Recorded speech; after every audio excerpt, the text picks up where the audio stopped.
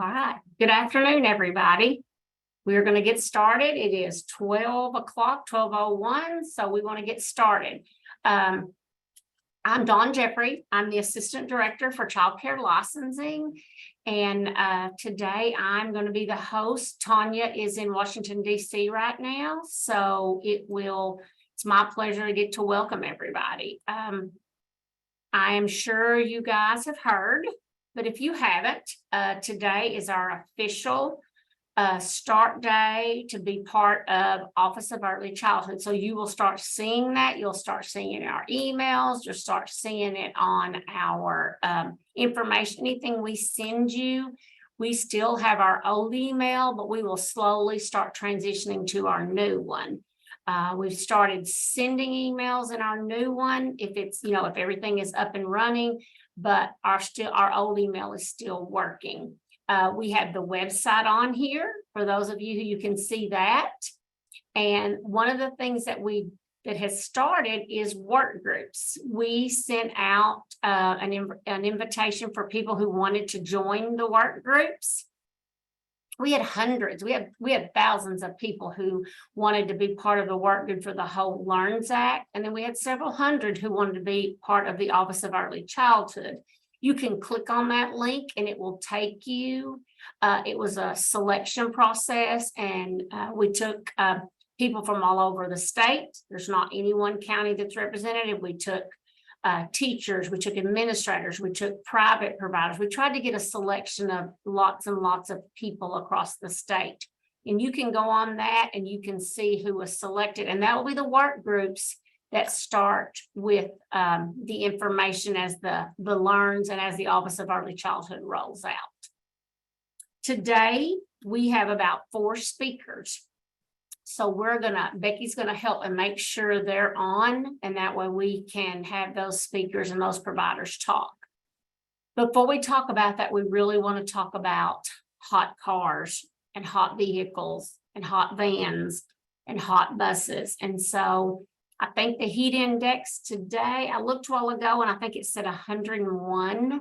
So this is not just for the kids that's in your care, but it's the kids that are at your home. I don't know if any of you have ever sat in a car and just turned the air off and just tried to sit there for a few minutes. It's awful. And so just always be sure and look before you lock, and make sure whatever you have to do, if you have to put something behind you to remind you to always look in that vehicle and make sure you don't leave anybody. And for those of you who are transporting, you should have systems in place that makes you check and double check to make sure you don't leave a child in any type of a vehicle, because heat index is 101. What a terrible, terrible, terrible way for a child to have to suffer. So just be sure and check your vehicles. Our next thing is we are going to ask Donna if she is on. We are going to give you updates for everything today. We're going to talk to you about ARPA. We're going to talk about CACFP as the day goes on and this meeting goes on. But for now, we're going to let Donna Massengale have the microphone, and she's going to share a little bit about her program. Hey, Donna, before we get started, I didn't see you actually in the chat. So if you are here, could you just set out a chat so I can make sure to find you and get you the access you need? Same with Melissa Smith. I do know for sure Sherry Gillespie is here. So if you're all right with it, we can go ahead and start with her, and she's got our presentation today too. All right, let's start with Sherry because she is ready to go. And then Donna and Melissa will add you next. All right, Sherry.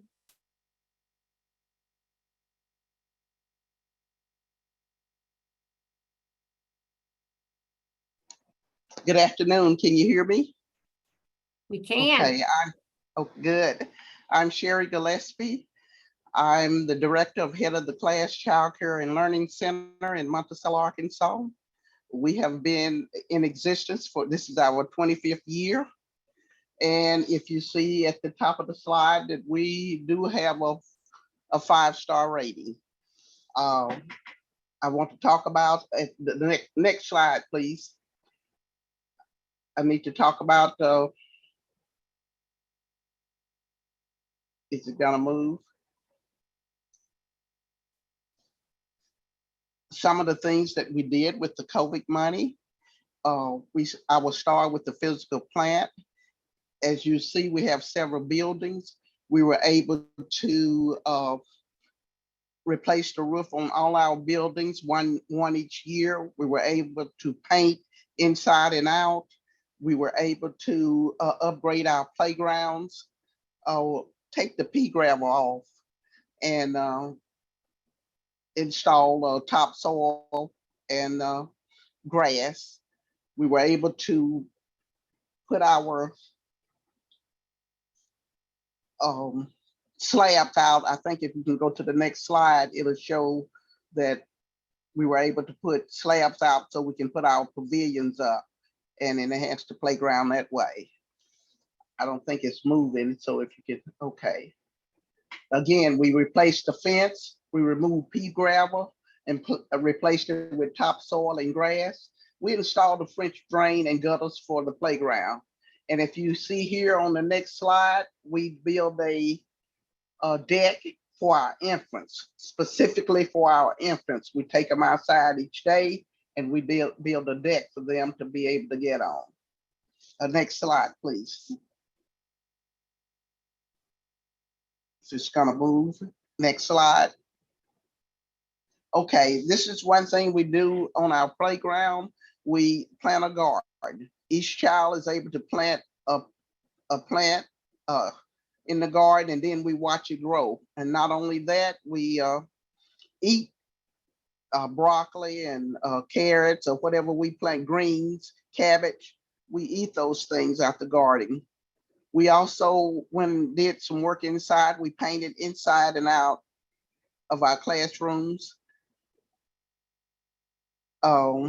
We bought the big green blocks that you just saw on the slide. If you'll go to that next slide, we purchased blocks, and we use these blocks both inside and outside. We bought many things for the classroom in order.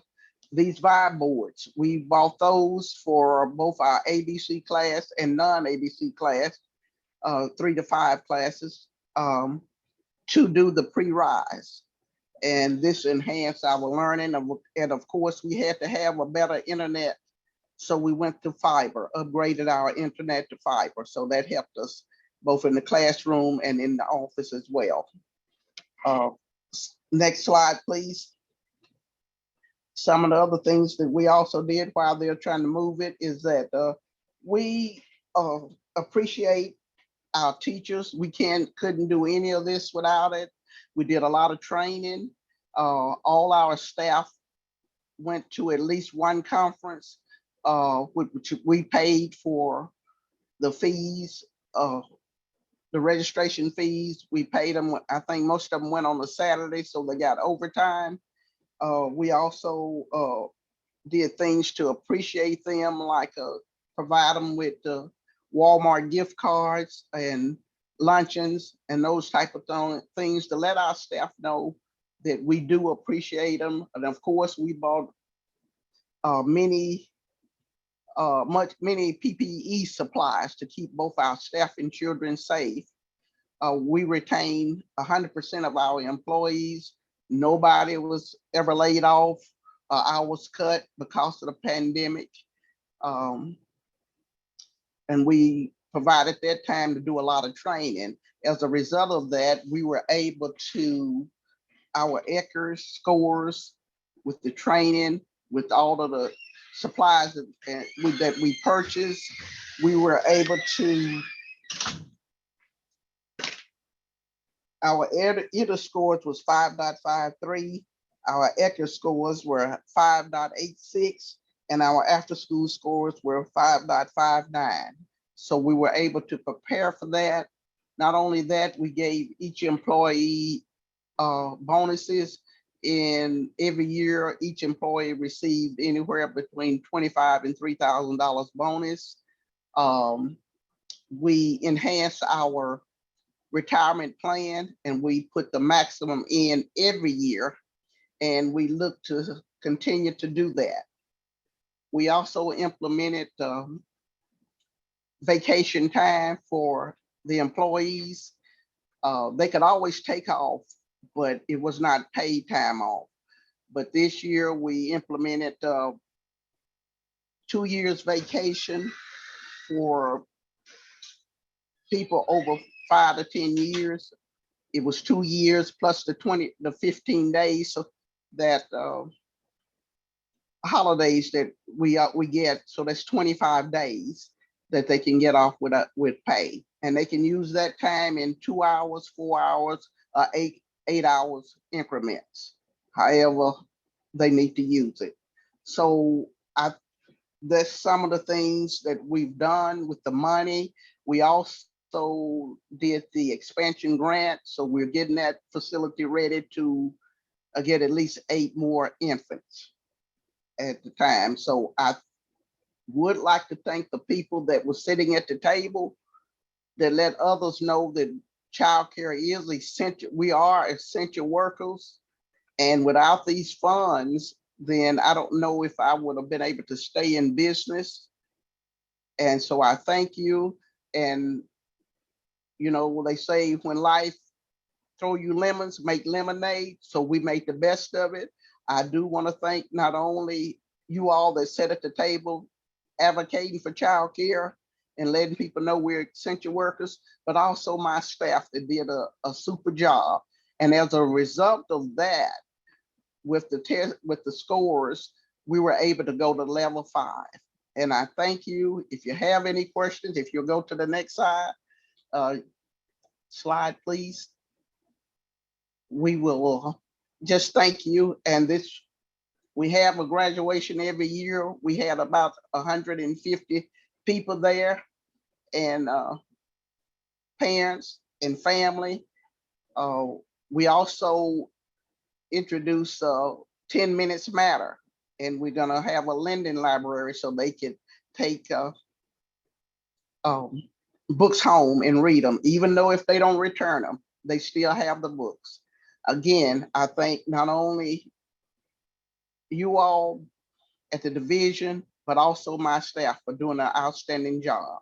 And again, we have been in business for 25 years. Any questions, please contact me. You can click on that and you will go to our website. And if you have any questions, let me know. I'll be glad to answer. Thank you for giving me Thank you, Sherry. I love the part about you had 100% staff retention. That is that's not something we've been hearing a whole lot here in the last 2 or 3 years. That is truly amazing.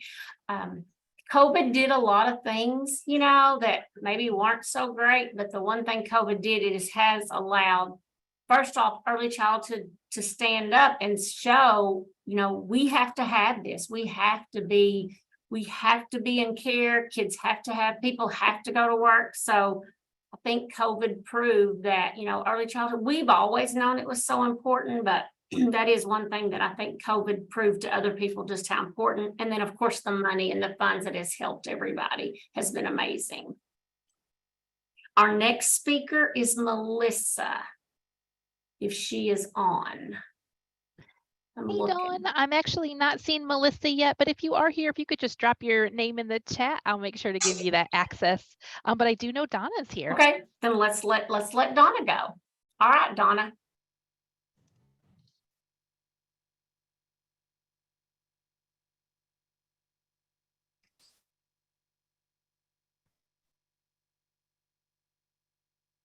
Hi, girls. Can you hear me? We sure can, Donna. Okay. We've been in business for 31 years, and I too have retained 100% of my employees through all of the COVID. Most of my staff have been here 5 to 31 years. I have 10 that have been here with me the 31 years. Let me start over. There were 4 grants that we could apply for, and one of them we dedicated totally to our staff. We asked for nothing but for our staff. We asked for massage chairs for our teachers' lounge. We asked for some nice carpets, some lamps for soft lighting, and we got all of that. We got a treadmill. We asked for new tennis shoes for my staff because they're on their feet all day long. And a mom will spend a fortune on her kids' shoes, but they will not spend it on them. So we were able to get everybody a pair of Hokas or On Clouds to work in. We asked for some sunglasses for when they were on the playground. They all got a nice pair of sunglasses. They got Food Giant gift cards. We got hams at Christmas and Thanksgiving. We tried to spend a lot of our money locally because people are very good to support us. Yeah, because I don't have time to plan. We got loaded teas. We would order barbecue. We had on a Friday, like we fed during teacher appreciation, we fed every day. And on Friday, we had a steak meal from our local steakhouse. We got coffee makers. We got mini fridges.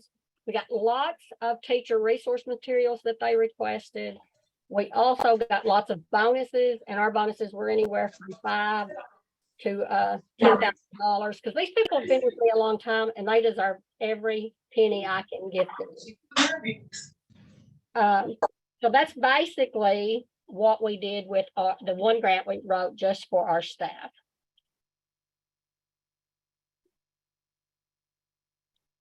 Hello? We hear you, Melissa. Did we lose you, Melissa? Now, can you hear me? Yes, we can. Yes, we can. Anyway, that's some of the stuff we did with the one grant we wrote totally for our staff. And I'm going to tell you, I have been blessed with a great staff. I don't know that there's a harder working, and I'm sure everybody has great staff. I have a super great staff, and I want to take care of them any way I can, anytime I can. I agree. Yeah, the staff makes everything, just makes it easier when your staff are great, and it's just a reflection of you and of your staff and of your program. So good. I did send them all, also, I did send them all for conscious discipline training. They got that with some of that money also. We did put money for training in there. Yeah, and Tom's going to give us an update in a little bit to tell us exactly how much money we have distributed, which is tons and tons of money, as my kids would say, tons and tons of money. So that's exciting to hear. Thank you, Donna. Yeah, and I believe Melissa may be on now. I saw in the chat box that I believe she said she is here.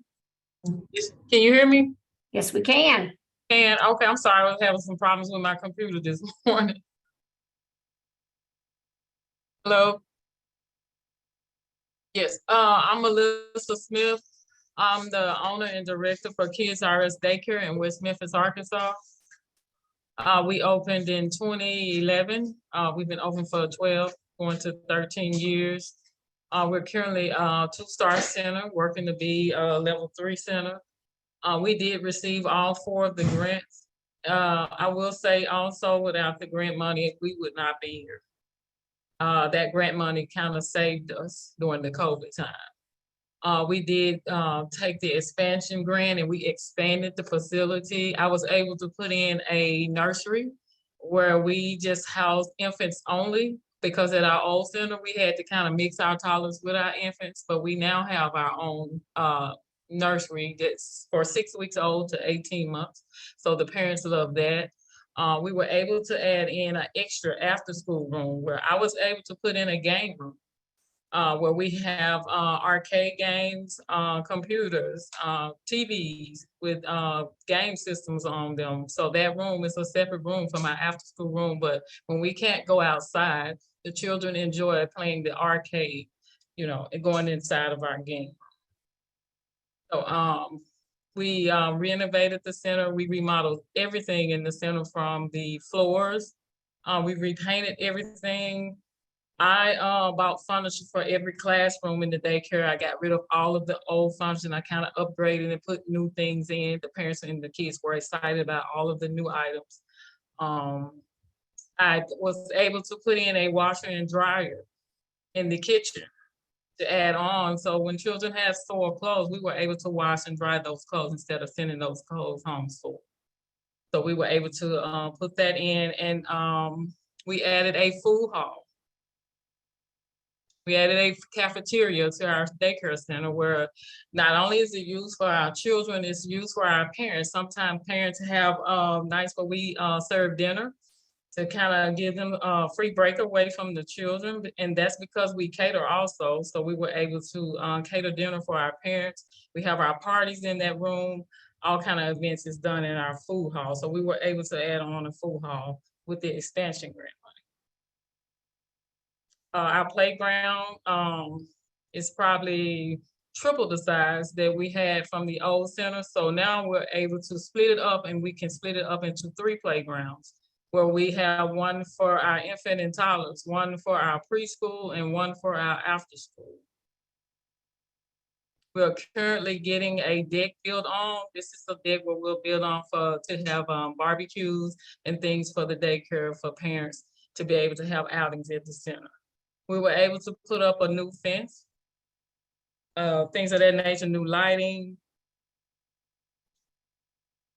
And I was able to add new staff and be able to, pay new staff without having to stress the payroll. So we were able to add on new members to our team. And we currently are doing uniforms. So we went from just wearing our regular scrubs to now we're able to wear uniforms with our logo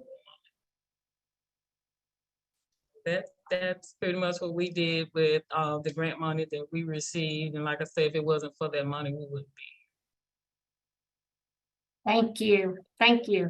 So it sounds like we've had 3 providers who have given us, if you're looking for ways to spend your money, it sounds like you some great ways, and that, to help your staff and help children. And the people that's on this call today, if you go, oh my gosh, I would love to tell you what we've done at our site, we would love to hear from you. Let your specialists know. We are just reaching out to people, but if you say, hey, I'm on this call and I heard people talking, I would love to present too, just reach out to your specialist. We'd be glad to have you. Our next speaker is Jennifer Stain, and she is going to talk to you a little bit about Special Olympics and young athletes. Jennifer, Hi, everybody. All right. Can you hear me okay? Yes, we We're can. good? Okay, sweet. Actually, my last name is different now. I used to be Stain. I'm now Avery. Actually, I have an anniversary in 2 days, so I'm very excited about that. So I work for Special Olympics Arkansas. Some of you have probably hung out with us before, done some cool things. I am the coordinator of our health programming, but I also have the privilege of doing a bit of dabbling in our young athletes component, which is likely something you potentially have heard of that we do. You can go ahead and go to the next slide. So just to give you a little bit of background, a lot of people, when they think of Special Olympics, they think of sports events. They likely think of us working with adults. Hi, Destiny. And really, one of the most exciting things about Special Olympics and the programming that we offer is that we basically took this idea of sport, learning through sport, and continuing to be an athlete for as long as our athletes wanted by starting with our little ones. And so this specific program that we offer is for the age groups 2 to 7, which I know is you guys' specialty. So I mostly just kind of wanted to get on here, give you a rough overview of what this is and what we offer and how we work with centers like the ones that you guys have, and how we can potentially help and what that looks like. So the idea is, right, you guys know that our kiddos, they learn best when they're learning through play, right? So while this is a sports skill development program, it's intended for kiddos both with and without intellectual disabilities, which is also a unique thing about how this was built. And we are introducing those really basic sports skills like running and kicking and throwing, all the way up to advanced sports skills. And the hope is that we're teaching them these motor skills. We're also doing some social skills in here, right? Because we're all learning together. And ideally, what will happen is that we're helping them develop into sport and potentially that lifelong activity that we really hope that they'll hold on to. The really cool thing about this is that we also offer this in about 3 different sort of scenarios or settings. And we work with families, with teachers, with our caregivers. We work with individuals specifically from the community. We can do this in schools. There's a lot of different ways that we implement this program. And we do that in a way where we come in to like your center. There may be some guys on here that we've come to your center and done already. And we'll do basically a training over the curriculum. What does it entail? We help you tailor it. This isn't really something additional that we're trying to ask you to stick into your already super busy day. We try to help you find ways that this curriculum, it helps you go ahead and meet some requirement that you already have. It's something simple that you can kind of stick in. It helps you meet some requirements. We are part of Better Beginnings, so it also helps you in that scenario, and so on. Okay, next slide, please. So as I kind of mentioned, the goals of this programming, right? We're supporting that social inclusion because we have kiddos both with and without intellectual disabilities, how they're going to play together in school, within their communities, within their homes. Because even sometimes, I'm sure you guys have instances and have noticed that we may have families where there are children, and some of those children may have an intellectual disability, and some of those brothers and sisters may not have an intellectual disability. So that's also a piece that we work with. How does that work within a family? Encouraging, like I may know that my son can participate in sports through his school, through wherever, but what if my daughter has an intellectual disability? How do I get them involved socially, physically, and so on in the community or in the school and all of that? Already mentioned this is for kiddos both with and without intellectual disabilities, and that the really cool part about this programming is that it can help meet those children at whatever their skill and ability level is currently, and then helps them build that as they move forward. Okay, next slide. So as I mentioned, there are 3 different ways that we implement this. We can do it in schools, we can do it within the community, and we can do it within homes. And so the difference there is who's kind of leading it and who's using the materials. As you can imagine, in schools, that's going to be our teachers and educators. In preschool centers, that would be your teachers that you have. In the community, kind of similarly, we say coaches, so those may be individuals that have trained with Special Olympics to become a coach for a sport, and different volunteers. We also, from the community, we do stuff in libraries, and through groups like Child Care Aware that you guys may be aware of. Yes, Destiny, Child Care Aware of Northwest Arkansas has those resources in their library. They're a brand new partner of ours, and we're so excited to be able to give them equipment and resources for that to then give to you guys. So we're very excited. Next slide, please.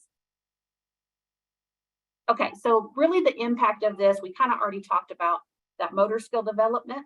And we see that kiddos that use this programming, they do increase that motor skill development. How this is laid out really helps to move them from one space to another. And like I said, it meets them at any skill level. I mean, we're talking all the way down to basic like eye tracking, right? Watching something like if you drop a scarf, right? How their eyes move and follow that object, all the way up to advanced skills where they're kicking into a goal, they're swinging to hit a ball, so on. That social, emotional, and learning skills, we know that they learn best when they're in these groups together. We help with parental expectations. What is that like with someone? For a parent who has a child with an intellectual disability. And what we really do, which is my favorite part, is that we help foster expectations of those parents, right? It's really easy to have a child, when you're given that diagnosis of your child, it's hard to imagine. It sort of sometimes crushes those hopes and dreams, right? Of all the things you imagined in your brain for these kiddos. And then that feels sort of crumbling whenever you get a diagnosis potentially. So, and we help with acceptance, right? We know that kiddos, they really don't notice these differences like adults do until they start to get older. So this idea of having these kiddos learning together in a singular environment helps to increase acceptance. Our programs, like I mentioned, go all the way from 2 years old to lifetime. We don't kick folks out. We let them participate for as long as they want to. Okay, next slide. I promise I'm going to look at these comments in the chat. I can't keep up. Y'all are so fast. Okay, as I mentioned, we start at foundational skills. This goes all the way up to those advanced sports skills. But the curriculum itself is broken down into kind of each of these groups. It's intended to work like an 8-week curriculum. The lessons are already made for you. The activities are made for you. The equipment is supplied for you. My job is to help do a training for your group and then help you find the ways to just seamlessly slide that right in there so it's meeting your needs as well. Okay, next slide. These are our resources. So that activity guide and the curriculum I just mentioned, it lists everything out of those skill areas. It gives you exact options for activities. If it's something where we want to include families and parents, it also gives examples, like if they don't have the equipment that we have at home, they can use home-based materials to do these same exact activities to help their kiddos learn. So it doesn't have to be, well, I can't do this, I don't have materials. It's literally in our activity guide how parents can use stuff that they have at home, like a laundry basket, like a towel, like all of those kinds of things, a stuffed animal. As I mentioned, it's intended to do eight weeks. It can be broken up, like we have groups that they'll do the curriculum, but obviously if there's a holiday or something in there, we take a break and so on. But ideally, we're talking about implementing where we're already doing some play, maybe 30 minutes, maybe a few days a week, whatever it fits into you guys' plan that you already have as you go along. Okay, next slide. As I mentioned, minimum of 8 weeks. I tend to get ahead of myself. It's like I know what's coming. 30 minutes approximately each session, 2-3 times a week. Any open space that you have. A lot of people ask, we can do this outside. The equipment that we have lasts longer if you do it inside. It's really great for indoor play, like in a gymnasium, but it is all good, high quality materials. You can use it outside, but any kind of open area that you have. Okay, next slide. Okay, and that's all. I know that was a lot of material and a whole lot of talking fast because I'm a fast talking kind of gal. I'm gonna just open the chat so I can kind of see what you guys that are mentioned here. So Jennifer, if you don't care, will you put your email in the chat box? And that way, if people have questions, they can just reach straight out to you. And I see that ECEP offers that training. And so U of A of Early Care and Education, they also offer it. So it sounds like, we've got training across the state. So if someone else is interested, they can get that information. And if you'll put yours information in there, Jennifer, we can reach out to you too. That's perfect. We're doing kind of some revamping and getting everybody kind of, as I know y'all talked a lot about the pandemic, that kind of put a time out on a lot of our ability to get to come out and see you guys' lovely faces and work with you on this kind of thing. So we're excited to get back into that again, and we're adding a new little piece. So if you're interested in learning some cool stuff, it's got some health screening incorporated in it. So any of those things, just reach out to me and I'm happy to help. Thank you. All right. Thank you, Jennifer. So next, Tom is going to give us an ARPA update. I believe if Tom is on. Yes, I am. All right, Tom, take it away. First of all, I want to say how excited I was to hear all of the different things that have been done with the ARPA grants that was spoken about today. Thank you, ladies, for all of that hard work and using that money in such an efficient way. There has been one person in particular who has really taken the lead in ARPA in our division and has done just a fantastic job and a lot of work in that area. And I've been very proud to work with her. She's really been the face of the ARPA grants, and it's a good thing because it's a much prettier face than mine. That is Ms. Paige Cox, and I've asked her to share that update with you, Paige. Very proud of you. Thank you for all you've done. Would you kind of tell us what is next on the agenda?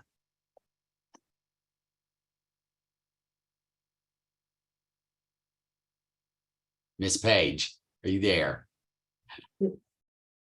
No, it's not. It won't let me unmute. You are good to go now, Paige. Good. Yeah, good. Yay. Okay. I was like, I can't unmute. Thank you so much, Tom. You just made me tear up over that. That was very sweet. I actually wanted to say how excited I was to hear from Sherry, Melissa, and Donna. And every week, I'm always just so amazed to hear the stories and the way the funding has impacted the work that we're able to do and the work you guys are able to do. The comments about retaining staff, wow, that is amazing. Anyway, just great work. Sorry, Tom caught me off guard there. So I actually have some what I think is good news. I hope a lot of you agree. I think you will. As you know, since we implemented the ARPA grants about a year ago, 2 years ago, almost 2 years ago, we have said that the deadline to spend the funds is September 30th, 2023. We've been given new guidance from our federal partners, and now there is no longer a deadline for you all to spend the funds. We as a state have to spend the funding by September 30th, 2023. I have talked to so many of you guys over the past few weeks trying to figure out, trying to figure out how you're going to make the best use of the funding that's left. And so I hope that you're able to now breathe a sigh of relief, that you have some time to do some more planning, and that you can now do some of the things that you wanted to do. I do want to just remind you though, that even though there's no longer a deadline, the state is still responsible for ensuring that the fiscal responsibility of the funds that are distributed. So with that being said, we will still be doing, and not me personally, our auditors will still be auditing a random sampling of providers to see that the funds were spent according to the ARPA guidelines.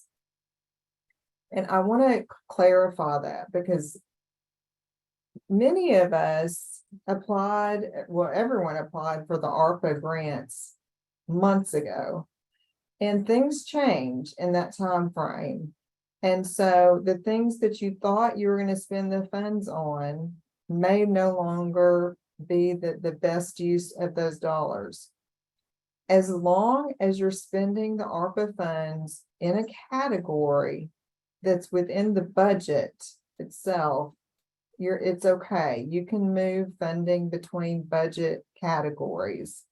I really appreciate most of you all, if you've had that question, you have called me, but I'm really just saying this for those of you who may have had the question and not called me, to let you know that it's okay. You are okay. You're responsible for keeping documentation of how you spend the funds, and it has to, match an ARPA approved expenditure.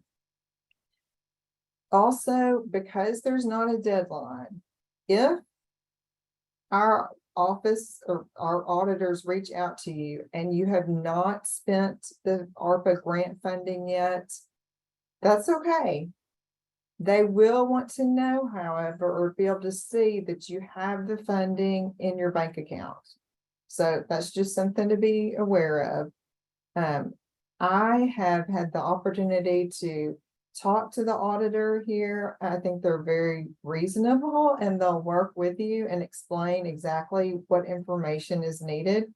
But we just did want to give you a heads up. Okay, another, I think, exciting piece of information. So I always like it when I'm able to give more than one good news, and more than one good news. You guys know what I mean. More than one thing that is good news at a time. There's more money. Yay. Now it's not a lot of funds, but there will be one final ARPA grant payment so that we can liquidate the balance of our ARPA funds. This goes back to the requirement for the state to have all the funds out by September 30th, 2023. And at this time, we estimate that we've paid out almost $254 million. That's right. We've paid out almost $254 million in ARPA grant funds, which leaves us a measly 4 million left. And yes, 4 million, believe me, I would love to have 4 million, but when you look at how much we started out with, 4 million spread out among providers will go fast. So I would just advise you that the payments are not going to be large. In order to qualify to receive a payment, you must be at least a Better Beginnings level 2, able to accept vouchers. So that's just something else to know. And that is it for me. I'm going to look and see where there will not be an application for the new funds. Looking at Tom to see if he's had a change of heart in the last hour or so. No, we're not. We're trying to make it easy, guys, for this next round. There will not be an application. New programs could be eligible, yes, for these ARPA funds, as long as you are at Better Beginnings level 2, which means that you're able to accept or serve our children who are on vouchers.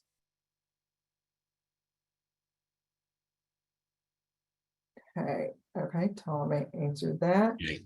For the new facilities that we're going to be able to pay, they will have to be a voucher participant. That is part of the guidelines from the federal government. So even if they're level 2, if they're not participating in vouchers, we'll not be able to assist them with that. If you are an ABC program and you do accept vouchers, however, then you would be eligible, correct, Tom? That is correct. Okay. Let's see. How about this? Because I'm seeing some individual questions that it might be helpful for me to have a discussion with you. I'm going to drop my phone number an email address in the chat. If you guys would reach out to me, I would be happy to help you. Because I know that, and thank you guys for your time and for being so supportive and good to work with. But I do know that Patricia Johnson is waiting. Dawn, I don't know if you knew that, but Patricia is waiting to share with us about some changes to the participant agreement. All right, we can let Patricia talk. And it just, I'm like you, Paige, I'm seeing some of the same questions. So it probably would be better if they just reached out to you and you got your information in the chat box.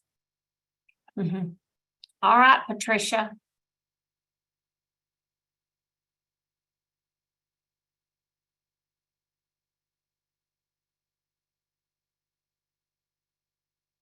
I wrote it down over and over. $254 million went to programs. That is amazing. That is absolutely amazing.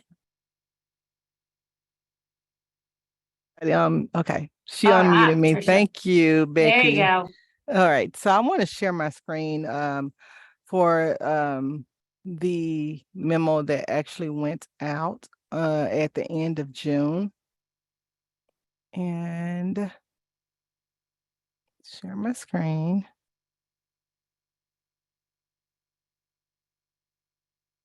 Let me know when you all can see it. We can. Okay. So this is a memo that was sent to all the providers that had a valid email address in the ELS system, in your licensing system, and you currently participate in the voucher program. Some of these changes were already implemented, such as the full-time and part-time care, and a lot of these are actually cosmetic changes, but I want to go out to One of the significant changes that some of the significant changes that we're having, holidays, you're now able to bill for all holidays. You have to be closed to do holiday billing, but we have added Juneteenth and you get all holidays now. The other change is that that DHS is not obligated to pay any bills received more than 45 calendar days. We used to have it at 60 days. Now you have 45 days to bill the state for services and be paid.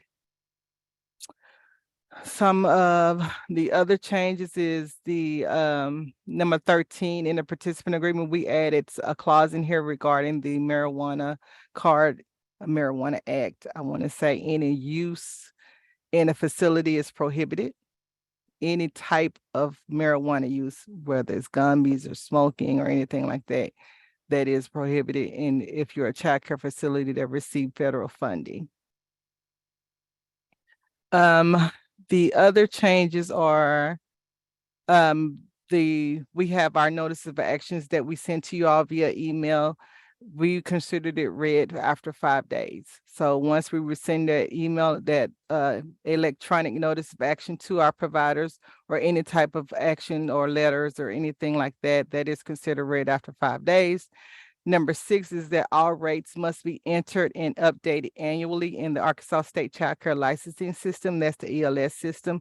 Make sure that annually you go in and update your rates as a provider. Number 7 was one of the significant changes. The provider may only charge their client late pickup or late payment fees. You can continue to charge them the fees for over the absentee limit as well as the co-pays. You can no longer charge them additional fees such as registration fees, semester fees, material fees. However, we have added an extra dollar on each daily rate. We've expanded the subsidy rate to cover any additional fees. For billing and financial, the same things as well. You have to make sure you submit your billing within 45 calendar days. All of the other ones are cosmetic, but they are significant changes. I will advise you all to go in and read that. For DHS may permit billing for approved holidays, as I stated before. The Arkansas AMI, the Act 862, I'm sorry. Again, DHS would not permit billing for school-aged children during a regular school session. We added in the early departure and late arrival. I know we used to just say early departure, but we did add in late arrival to explain that you'll still be able to bill as regular if a child was late or left early. So we updated our CAP plan, our corrective action plan as well. You have 15 calendar days to respond to our notices of actions or to even appeal a corrective action if you receive a notice of action from our division for any type of action that we have taken against you. The cancellation of the agreement, you have 15 days to appeal again, and you have 15 days to appeal to the address that we include in the notice of action that we send to you.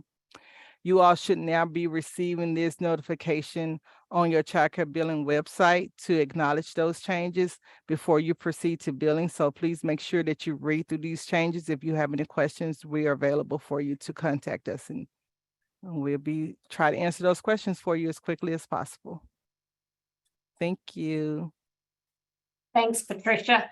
And I mean, as you read this, it's obvious that Tom and his team, they listen to what you say, we need to add this, we need to do this. And so I think they've made it, as user-friendly and for programs as they can. Last, we are going to have Lauren from the CACFP, and she's going to give you the updates. Hello, good afternoon, everyone. So we also have some exciting news here from the Health and Nutrition Unit. So as some of you know, open enrollment for the CACFP starts August 1st, so starts today. And open enrollment for CACFP will be open until September 30th. So while we do, of course, give you that very long window there, about 2 months, to go in and apply for CACFP, we have heard you guys. We have heard from several providers about just how tough that recertification process processes. There's a lot of forms and things like that. So we are so thrilled to announce that our application team has been working very hard in condensing and merging those forms together. So if you've done the recertification process for CACFP before, you were turning in upwards of almost 30 documents. It was a lot. And so we actually had now created this recertification statement. And just that one recertification statement combines over 20 forms into just one document.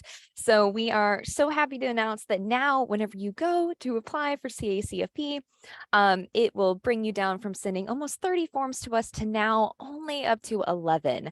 So we are very excited to announce that. We have been sending out mass alerts talking about this new process and some of these forms condensing down. So the picture that is on your screen to the right, please make sure you're keeping an eye out for that mass alert. The links to all of these forms are also linked on there. So those forms are on our resource library, but you can also open up that mass alert as well, so that you can use that to get on there.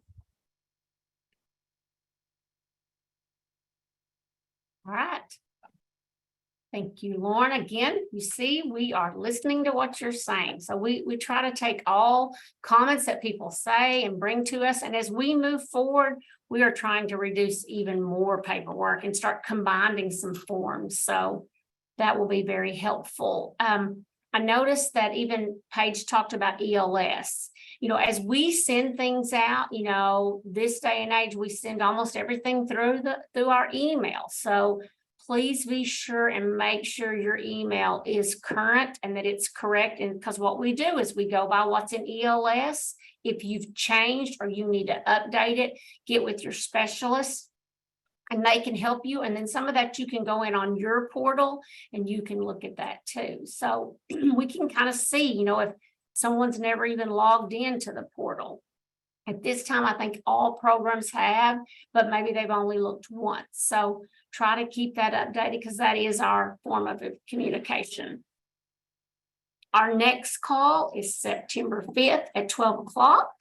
And yes, there is a recording of this.